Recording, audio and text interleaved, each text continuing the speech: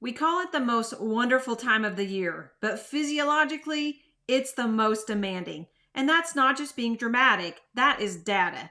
Studies show that cortisol levels rise on average 38 to 50% during the holiday season compared to baseline work months. And when cortisol spikes, everything else follows.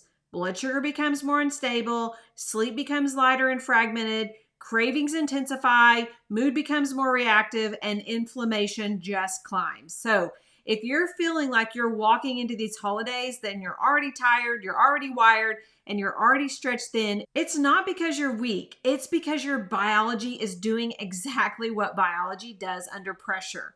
So think about it. The late nights, the rich foods, the travel, family tension, nonstop schedules, kids are home, and there's a to-do list that could qualify as an Olympic event, right? And somehow you're supposed to stay cheerful and energetic, organized, and on it for everyone. Your body is whispering, I'm overwhelmed, but you're powering through because that's what you've always done. And by the end of the year, most people are telling me, I'm exhausted. I feel puffy. My cravings are out of control. I'm more emotional. I shouldn't feel this way. What's wrong with me? And I always say, you know what? Nothing's wrong with you. You're getting data. Your body is off. Your body has check engine lights on everywhere. So the holidays are not a character test. They're not a test of your willpower, and it's not a discipline test either.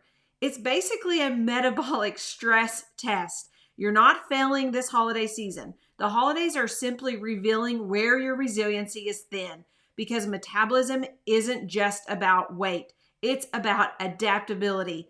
And during this season, every system in your body is asked to adapt at the same time. Your nervous system is overstimulated. Your hormones are trying to compensate. Your gut is handling richer foods and irregular eating times. Your brain is trying to stay focused amid chaos. Your immune system is fighting burnout, which is exactly why we always roll straight from the holiday season into the sickness season. There's a reason that flu and RSV and all these viruses surge and they spike right after the holidays because cortisol weakens immune defenses when it stays elevated for too long. This isn't about shame. I don't like shame. I hate when people feel shame. I feel shame. I hate it. This is about our physiology, and our physiology always tells the truth. If you feel like you're spinning, tired, bloated, foggy, or frustrated, that you can't handle it like you used to, it's not because you're falling apart. It's because you've been in survival mode for months. And the holidays amplify what was already simmering. You're not broken, you're being signaled, and that is exactly where I want you to hear me clearly. Your body is not sabotaging you, it's communicating with you. The holidays give us some of the clearest feedback of the entire year. So today we're going to talk about why the holidays create the perfect storm for metabolic chaos, what those symptoms you're feeling actually mean at a physiologic level, and why pushing harder just backfires, and how to use this season as a mirror, one that shows you exactly where your resiliency needs rebuilding. Because when you understand the why, you stop blaming yourself, you start partnering with your physiology, and you begin to see that your symptoms are not failures, they're invitations. Let's check this check engine light, okay? So we toss around this word, like this metabolism word. It's just all about weight, but metabolism is actually your body's adaptive operating system. It's how you convert food to energy, how you regulate your blood sugar, how your hormones communicate, how your brain stays sharp, how your cells repair damage, how your immune system fights off what's coming at you. Metabolism equals adaptability. It's your ability to bend without breaking. And every holiday season, that adaptability gets pushed to its limit. So let's talk about the science of the stress test. You intentionally place the body under pressure and watch how it responds. Can the heart keep up? Can the lungs keep up? Can the systems bounce back quickly? Now imagine that same concept to your daily life in the holidays. You're not hooked up to a treadmill, but your nervous system is, your hormones are, your blood sugar, your gut, your resilience, they're all being tested. And the holidays crank up that speed without asking your permission. Research shows that when routines disappear, that consistent meal timing, those sleep-wake cycles, your protein intake, morning light, or water intake, the body loses rhythmic regulation, which is the foundation for a stable metabolism. And when routine dissolves, inflammation markers and cortisol rise significantly. So the holidays aren't simply just busy, they're biologically destabilizing. So I want you to understand why this matters, because often we hear metabolic stress and we assume I ate too much, I didn't work out, I just gained weight, I failed. No, that's not what's happening. The truth is, the holidays reveal how resilient your internal systems actually are. They show us how steady or unstable your blood sugar really is, how flexible your cortisol rhythm is under pressure, how well your nervous system can toggle between calm and activated, how quickly you can recover after a poor night of sleep, how sensitive your appetite, cravings, and mood are when there's disruption, and how robust your immune system is after that prolonged stress. This is why I hear so many say, I do fine all year for the most part, and then December hits and everything goes off the rails. That is not coincidence. That's physiology giving you feedback. So let's reframe it. It's not about the food, it's about the load. Holiday food, yes, it all plays a role, but you could eat a cookie in July and maybe handle it just fine. But what changes in this holiday season is the total load. You're dealing with more emotional stimuli, more decision making, more travel, more conflict, possibly more people pleasing, more sugar probably, possibly more alcohol, less sleep, fewer routines, higher cortisol, and lower capacity. Your metabolism isn't struggling because you're indulgent. It's struggling because you're overloaded. It's the combination of all of that. Your body isn't judging you, it's communicating. When you feel puffy and foggy and reactive and exhausted and you crave sugar and you snap at people and then you feel terrible for snapping at them, if you just feel not like yourself, those are not flaws. Those are things to really pay attention to. It means your resiliency, that thing that allows your body to repair and recover and adapt, it's running thin. And instead of beating yourself up, I want you to start hearing those signals as your body saying, hey, I'm giving you feedback. You're not broken, but you're depleted, and this is your chance to rebuild. Okay, so now that you understand what metabolic stress is, I want you to understand why the holidays hit your metabolism so hard. Because when you see the physiologic stacking that happens layer after layer, you'll finally understand why you feel the way you feel and why January, when it comes around, it feels like climbing out of a hole. When we think of holiday stress, we imagine all the logistics and the schedules and the family dynamics and the shopping and the travel. And honestly, the financial stress gets to be such a big burden.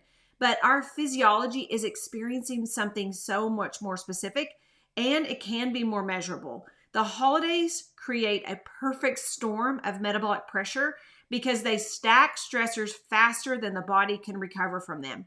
So let's walk through this stacking effect, because once you understand this, everything kind of starts to click. So number one is cortisol spikes from that constant go mode. Research is showing that unpredictable routines and multitasking and this emotional stress can raise cortisol dramatically, even more than a really tough workout. And the holidays are one long stretch of unpredictability. Last minute errands, kids are usually home, like if they're back from college, extended family dynamics, travel delays, social expectations, these emotional triggers, and that financial stress. I want you to remember that cortisol is not the enemy. It is a survival hormone. But when cortisol, it stays high too long, then it can just completely crash out and then we have no cortisol. But all of that becomes disruptive. Blood sugar, it becomes harder to stabilize. Our sleep becomes lighter. It becomes more fragmented. Mood becomes more reactive. That belly fat storage increases. The immune system weakens. That's why the sick season follows, okay? This isn't coincidence. It's all physiology. The next thing that happens is we get these blood sugar swings from these holiday foods and missed meals, and people treat it like this big moral failure. Okay, I didn't have enough willpower, I ate too many cookies. But here's what's actually happening. You're eating differently at irregular times. There's more sugar. There's usually more simple carbs. There's not as much protein, and there's fewer grounding meals. And often on top of that is the sleep and the travel and the emotional stress and all those things. So that makes it even more likely to contribute to this entire metabolic mess. It just spins on itself. And research shows that blood sugar becomes up to 27% more unstable on days when sleep is disrupted or cortisol's doing something funky. So by the time we get to the end of December, we're feeling like so metabolically fragile before the food even shows up. Sometimes you can look at someone's monitor of their glucose and you're like, whoa, what did you eat? And they're like, I really didn't eat terrible. But it's just this rhythm that's so off that has the blood sugar so unstable. So next would be things like sleep disruptions. They can wreck hormone balance. All hormones work on a circadian rhythm. We have to keep our sleep rhythm good. Remember, we're up late wrapping gifts, we're at social events, possibly we're drinking more alcohol, our kids maybe are waking at weird times, the travel and time zone shift. A single night of uninterrupted sleep can reduce insulin sensitivity by up to 25% the next day. And let me just tell you, actually, most people are walking around with pretty significant insulin resistance. So this can make it exponentially worse. Then it increases our appetite, it changes our hormones, and it intensifies our cravings. And let me tell you, there's no amount of willpower that can overcome that. So multiply that even a couple of weeks. So those hormones that run on the circadian rhythm, when that goes, then everything, cortisol, melatonin, insulin, leptin, that's what makes us feel full. Ghrelin, that's what makes us feel hungry. All those get so messed up. Estrogen, progesterone, thyroid conversion, brain fog, we get mood instability. It is a big deal. We have to keep our sleep patterns good. It is one of the biggest metabolic disruptors of the entire year. And then we have emotional triggers that these overstimulate the nervous system. We don't talk about this enough. The holidays bring joy, yes, but they also bring sometimes some weird family dynamics, some unresolved stress, grief, loneliness, conflict, pressure, comparison. Your nervous system keeps a record of all that. And emotional stress can elevate cortisol just as much as physical stress. When the nervous system stays stuck in sympathetic overdrive, that high alert, hypervigilant state, our metabolism shifts into survival mode. The digestion slows down, the sleep lightens, cravings intensify, our patience shortens, then we snap at people and feel bad about it. Energy tanks, right? Memory becomes scattered. It's not just we're having our holiday moodiness moment. It is our biology. It's overloaded. Our system is overloaded. So then we have this whole stacking effect that drains our resiliency, and all those things just metabolically mess on itself. Okay. They layer after layer. We get rapid depletion of our metabolic resiliency. And so by the end of the year, we feel our appetites are crazy. Our emotions are all over the place. Our sleep is nuts. We have afternoon crashes. Our brain is foggy. We feel bloated. We feel puffy. We blame ourselves for having a short fuse. We have lowered immune strength and that sense of, I just don't feel like myself. So nothing is really wrong. It's just a stress test. And it's simply just revealing that your body is prepared or even unprepared and what your systems are going to do in that season. So now that you understand why the holidays hit your system so hard, the next piece is to help you recognize the early warning signs, the subtle signs that your body sends before everything snowballs. And this is where people start to say, oh, that was my body asking for help. I am not failing. So stop shaming yourself. You're not failing. Just know your body is wearing out on itself. What are these early warning signs? One of the biggest things that happens is your body stops whispering and it starts yelling at you. So the early warning signs of metabolic stress, they can show up as a big crash, but most women, we tend to blow them off as just personality flaws or holiday chaos. So let's go through these signals. One of them is afternoon crashes, even feeling irritable and a short fuse in these moments. If you find yourself snapping at the people you love and then you instantly regret it, or you're feeling overstimulated by even small things, this is not a character flaw. Be kind to yourself, please. This is cortisol dysregulation. Research is consistently showing that unstable cortisol rhythms are leading to afternoon energy dips. We get increased irritability, We get a reduced emotional regulation and a heightened startle response. So if somebody just does something minimal and you're like, ooh, that's a heightened startle response. And when stress rises but recovery drops, your brain loses its buffer. You're not just being dramatic, your nervous system is overstimulated and undersupported.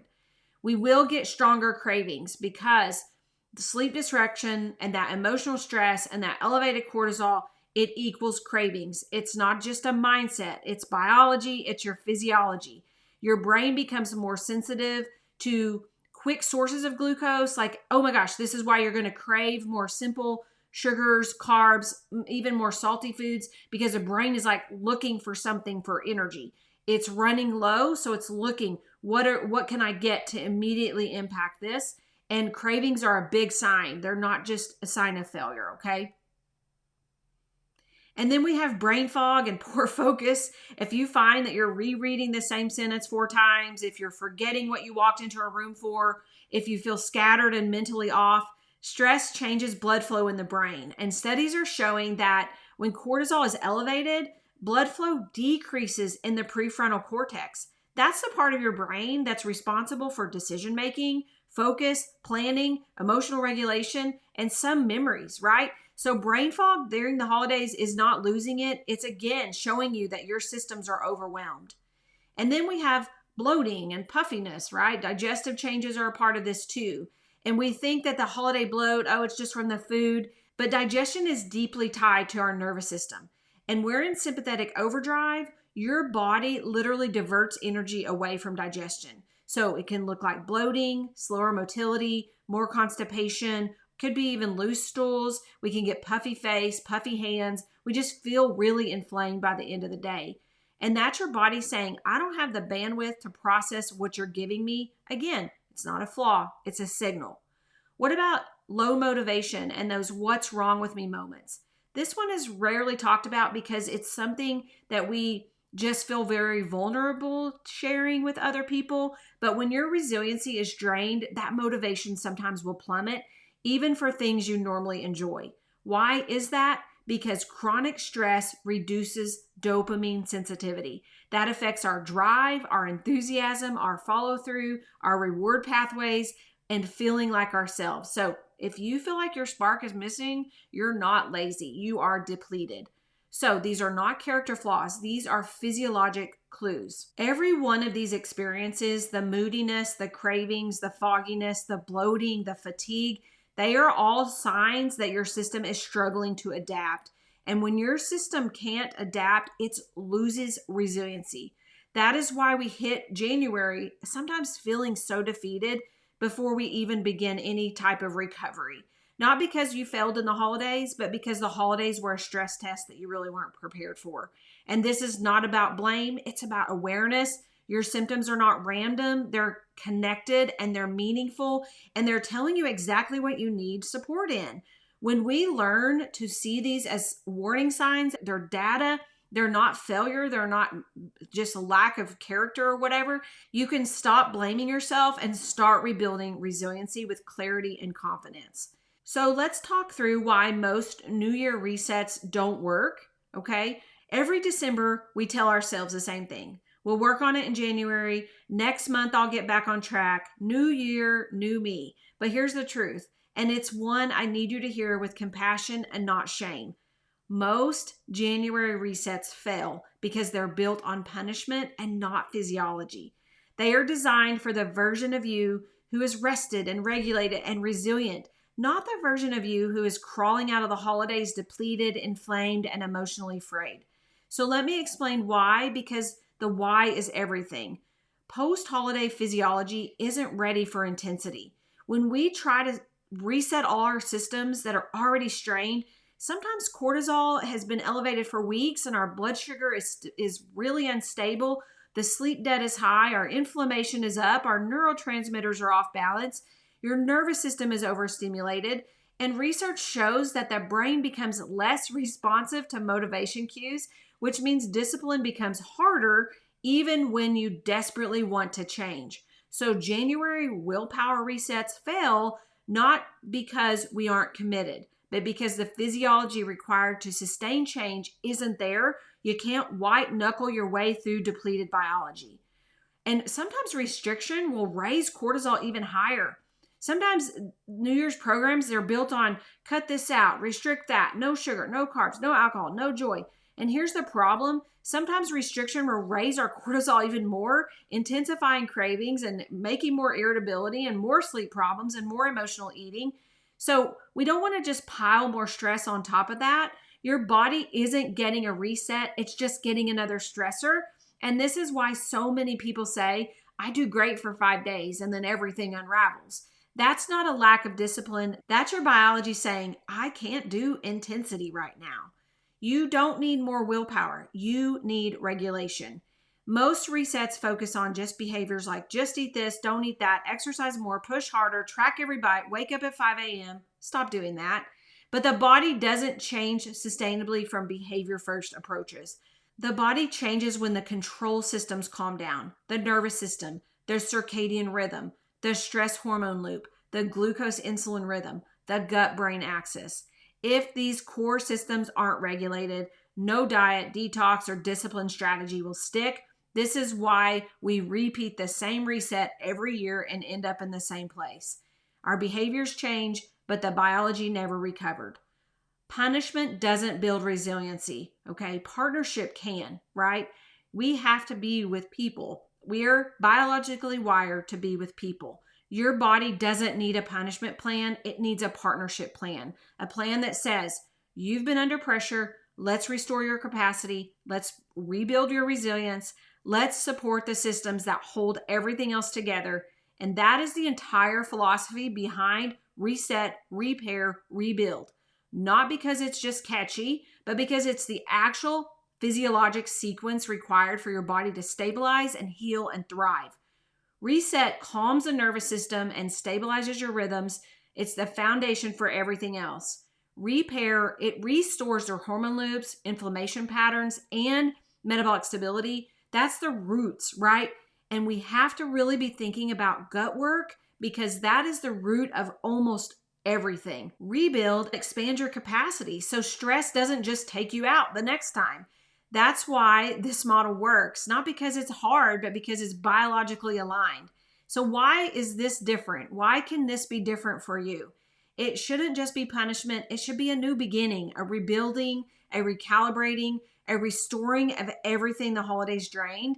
And this is why I tell women, don't wait until January to get clarity, because one of the most powerful tools you can use right now in the middle of this chaos is the adrenal optimization test. I'm not just trying to scare you, but I want to show you how your stress system, how your rhythm is actually functioning, where your cortisol could be misfiring, how depleted or even how resilient your DHEA buffer is, and whether your nervous system has the regulation to sustain change. When you see this pattern, everything can finally make sense and you're not guessing, you're supported. And then we start into the reset, repair, rebuild. This is a group program that I built because this is where I feel that most people are needing the most support. It's a great next step because your biology is already prepared for all the things that we need to do in this. Ultimately, I want you to feel supported. That is why I created Resiliency Reboot. It is the reset, repair, rebuild. It's a group program because I believe we heal with connection and support, encouragement. We have to have that to help us to heal and keep us accountable. And the next step is helping to prepare your biology. No huge life overhauls. It's not another punishment cycle. It's a rebuild, a return, and a restoration of capacity. So this leads me to talk so much more about resiliency. It's probably the biggest thing I like talking about because it is the real metric of metabolic health. If there's one word that describes my entire philosophy, one word that sits underneath metabolism, hormones, brain health, mood, energy, it is this: resiliency. Because resiliency is the real metric of metabolic health. Not your weight, not your willpower, not how many salads you ate this week, not how many steps you tracked, okay? Resiliency is your body's ability to adapt, recover, and repair without breaking in the process. So let me break this down, because once you understand resiliency, you can stop blaming yourself and you can start partnering with your physiology. So resiliency equals your body's adaptive reserve. Think of resiliency like your internal savings account. Every time you sleep well, nourish well, move well, and calm your nervous system, you're making deposits. Every time you're stressed, inflamed, underslept, undernourished, or dysregulated, you're making withdrawals. And most of us are walking into the holidays with a resiliency account that's already low. So we get hit with more stress, more sugar, more emotional load, more travel, less structure, less sleep, less recovery. There's nothing left to buffer the blow, and you feel it, not because you're weak, but because your reserve tank is empty. That is resiliency. Resiliency predicts how well you handle stress and food and sleep loss and emotion. That is why you can eat a cookie sometimes and handle it fine, and you can eat that same cookie other times and you feel wrecked, okay? The food didn't change, but your resiliency did. High resiliency means your blood sugar is staying steady, your cortisol rises and falls appropriately, sleep recovers you, your mood stays grounded, cravings stay manageable, your brain stays clear, your immune system stays strong. Low resiliency means one stressful day completely knocks you off, one late night throws off all your hormones, one trigger derails all your emotions, one glass of wine spirals you, and one heavier meal causes bloating and fatigue. It's not the event, it's your capacity to absorb the event. That's resiliency. So why do the holidays reveal so much about your resiliency level? December functions like a physiologic x-ray. It shows what's been hiding under the surface all year. Your resiliency gets tested in real time and the feedback's immediate. Those afternoon crashes, the stronger cravings, the emotional reactivity, the brain fog, the bloating, the puffy, the poor sleep, all that, okay? Lower patience, reduced motivation, our anxiety goes up, quick to tears, who's bawling a lot, right? Our immune system shifts. These are not random holiday symptoms. That's your resiliency score. This is not judgment. This is information. Your body is saying, this is how well I can adapt right now. This is how well I'm holding up under pressure. And this is exactly where I need support. And then I also want to say, the holiday and sickness season, there's a connection. And a lot of people miss this. This was probably one of my favorite aha moments when I launched more into functional medicine. And now it's one of my favorite moments to tell people about, because the sickness wave that hits in January and February, it's not random. It's resiliency at its finest depletion, okay? Research shows that prolonged stress and elevated cortisol, it suppresses immune function and makes you more susceptible to infection. So after weeks of higher cortisol and elevated inflammation and broken sleep and blood sugar swings, overstimulation and emotional crazy, your immune resiliency is compromised. That's why you can push through the holidays and then you get knocked out by a cold or flu or virus the moment you finally stop. It's not bad luck, it's depleted resiliency. So that is why I teach my entire health philosophy through the lens of resiliency, because resiliency is the thing that determines whether your body thrives or crashes. And here's the why behind my framework. Reset, again, stabilize your rhythms. Repair, address the hormone loops, the gut-brain connection, the cellular strain. We have to refill our tanks. And rebuild, expand your capacity. This increases how much stress you can handle without falling apart next time. It's not a diet. It's not a detox. It's not a 30-day challenge. It's the physiology of resiliency. So resiliency is what makes life feel doable again. This is the transformation people are actually chasing. They think they want weight loss, but they're really craving stability. They think they want more discipline, but they're really craving regulation. They think they want more motivation, but they're really craving capacity. Resiliency is what makes you feel lighter in life, calmer, clearer, more manageable, more grounded, more joyful, and more like you. We want a life that feels less overwhelming, and we want to feel like ourselves again. That's resiliency. So after everything we've talked about today, here's the most important truth I want you to walk away with.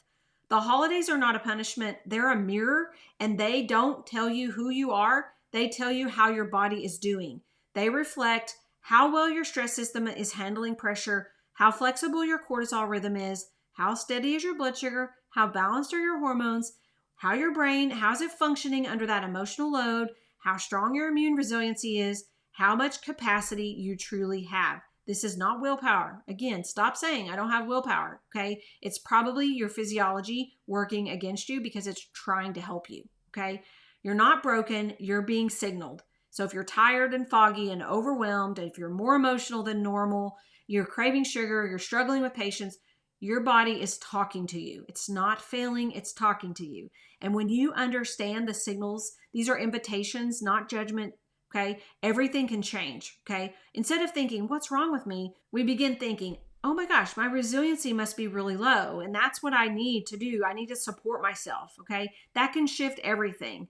So one of the biggest places I start with when I work with people is I want to know what their stress rhythm is, okay? If we have a disrupted stress rhythm, cortisol spiking at the wrong time, it's crashing too soon or too early, it's too high at night, DHEAS is depleted, there's nothing to buffer, our nervous system is stuck in high alert, okay? That is why I want you to understand we don't have to guess about your resiliency, we can measure it. Because the fastest way to understand what's happening is to look at your adrenal pattern on paper. So you can run the adrenal optimization test, okay? It does tell you your cortisol pattern, what is your DHEAS doing. It can really help you gain some clarity around this so you stop beating yourself up and see that your physiology. It's very validating, okay? For the first time, we can see that that internal chaos is showing up on paper. And this is an area that some doctors just don't take seriously enough because there seems to be only like 2 areas of concern of adrenals in the conventional healthcare system. And that's, oh, I have Addison's disease or I have Cushing's syndrome. Okay, well, there's stuff in between. So this is where this test can be super powerful.